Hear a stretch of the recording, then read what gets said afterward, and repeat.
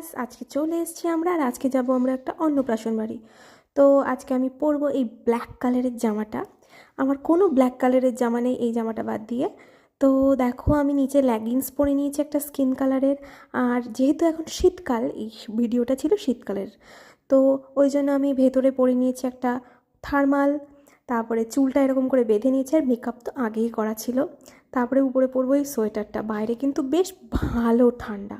তো এই সোয়েটারটা আমার মায়ের সোয়েটার। হ্যাঁ, আমি ভিডিওতে এসে সবসময় বলি যে আমার মায়ের জিনিসই পরছি। আমি অফকোর্স আমি আমার মার জিনিস পরি, তাও আমার নিজেরগুলোর থেকে বেশি করে পরি। আমার মারটা নষ্ট হলেও আমার কষ্ট হয় না, কিন্তু আমার জিনিসগুলো নষ্ট হলে পরে একটু মনের মধ্যে খুঁতখুত লাগে। মানে সব জিনিস আমি মারগুলোই বের করে করে পরতে থাকি। তারপরে এই যে আমি রেডি হয়ে গেছি, আর নেবো এই ম্যাচিং করা এই ব্ল্যাক কালারের ব্যাগটা, যেটা আমি মেলার থেকে কিনেছিলাম মাত্র 170 টাকা দিয়ে। হ্যাঁ, এই ব্যাগটা 250 টাকার কমে আমি কোথাও বিক্রি হতে দেখিনি, কিন্তু আমি কিনেছিলাম 170 টাকা দিয়ে। তো আজকের মতো আমি এখানেই রেডি হয়ে গেছি। এবার চলো যাওয়া যাক অন্নপ্রাশন বাড়ি। তো অন্নপ্রাশন বাড়ি আমাদের পাড়াতেই ছিল।